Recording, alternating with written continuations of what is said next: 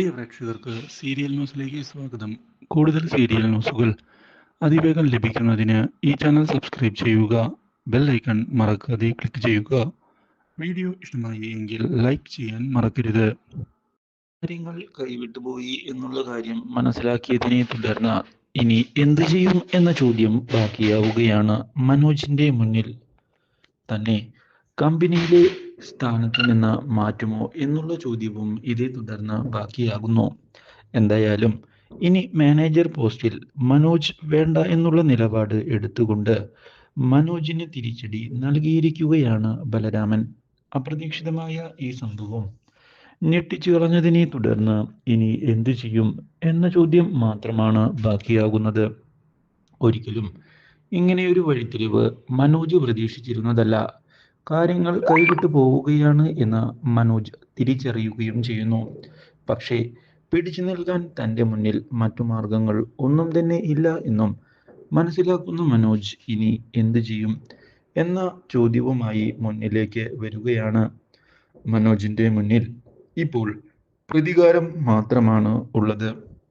ഇതേ സമയം ബലരാമനാകട്ടെ ഇനി കൺമണിക്ക് തിരിച്ചടി കൊടുത്താൽ മാത്രമാണ് കാര്യങ്ങൾ മുന്നിലേക്ക് കൊണ്ടുപോകാൻ സാധിക്കുകയുള്ളൂ എന്ന് ഉറപ്പിച്ചിരിക്കുകയാണ്.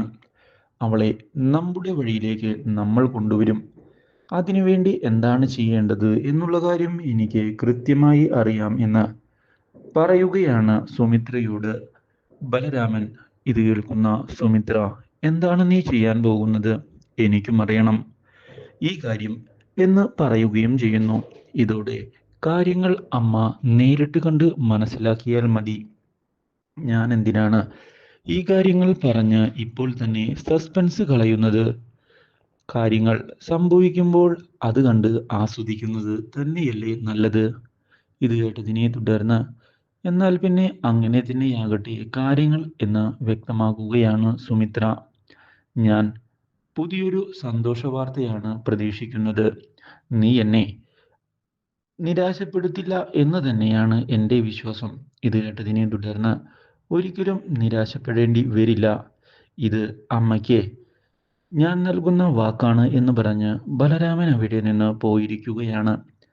ഇതോടെ സുമിത്രയ്ക്ക് വളരെയധികം സന്തോഷം ഉണ്ടാവുകയും കാര്യങ്ങൾ ഞാൻ വിചാരിച്ചതുപോലെ തന്നെ മുന്നിലേക്ക് പോകും എന്ന് മനസ്സിലാക്കാൻ സാധിക്കുകയും ചെയ്തിരിക്കുകയാണ്. ഇതേ തുടർന്നാണ് കൺമണിയെ ഞെട്ടിച്ചുകൊണ്ട് മുന്നിലേക്ക് വിദ്യ കടന്നു വരുന്നത്. കൺമണിയോട് കാര്യങ്ങൾ ചോദിക്കുകയും കൺമണി ഈ കമ്പനിയെ ചതിക്കുകയാണോ എന്ന് വ്യക്തമാക്കാൻ ആവശ്യപ്പെടുകയും ചെയ്യുന്നു. ഇതോടെ എന്താണ് സംഭവിക്കുന്നത് എന്നറിയാത്ത അവസ്ഥയിൽ വന്ന് നിൽക്കുകയാണ് കൺമണി.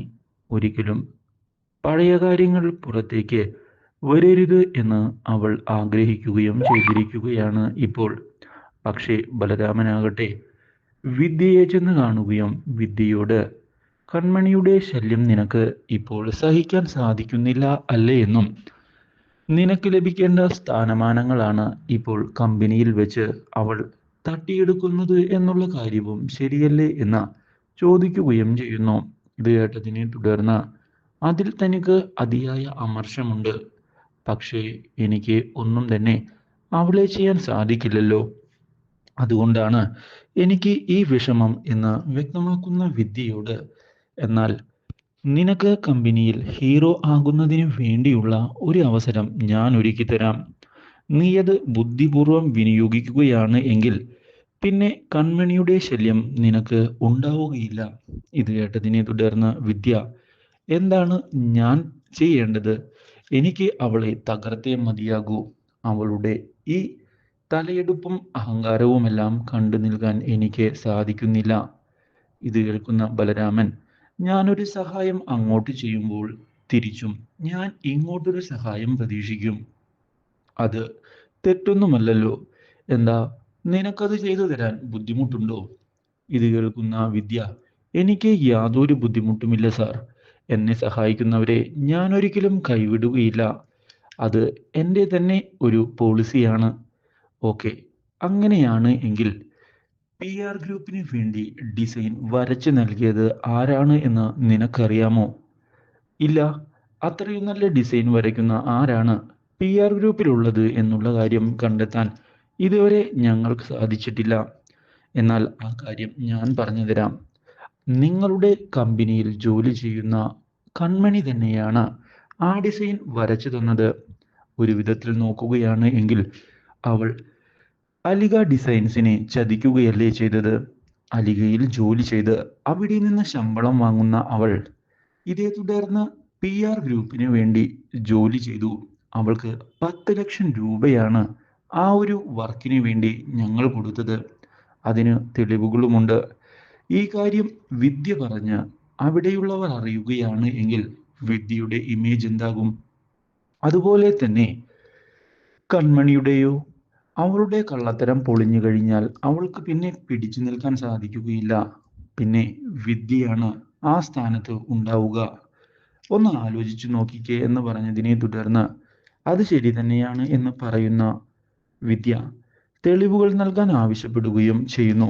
ഇതോടെ എനിക്ക് നൽകിയ വാക്ക് നീ മറക്കരുത് എന്ന് ബലരാമൻ ഓർമ്മിപ്പിച്ചതിനെ തുടർന്ന് ഒരിക്കലുമില്ല സാർ എന്നുള്ള വാഗ്ദാനം നൽകിയിരിക്കുകയാണ് ബലരാമന് വിദ്യ.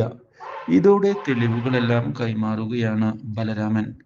ഉടൻ തന്നെ കൃഷിനെയും സാഗരനെയും ചെന്ന് കാണുന്ന വിദ്യ നമ്മളുടെ കമ്പനിയുടെ ഡിസൈൻ മറിച്ച് നൽകി കമ്പനിയെ തന്നെ ചതിച്ചത് മറ്റാരുമല്ല, കൺമണിയാണ്.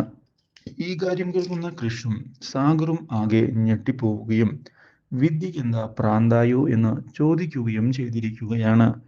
ഇതോടെ ഇല്ല സാർ, എൻ്റെ കയ്യിൽ കൃത്യമായ തെളിവുകളുണ്ട് എന്ന് പറഞ്ഞുകൊണ്ട് ആ തെളിവുകൾ കൃഷിന്റെ മുൻപിലേക്ക് നിരത്തുകയാണ് വിദ്യ.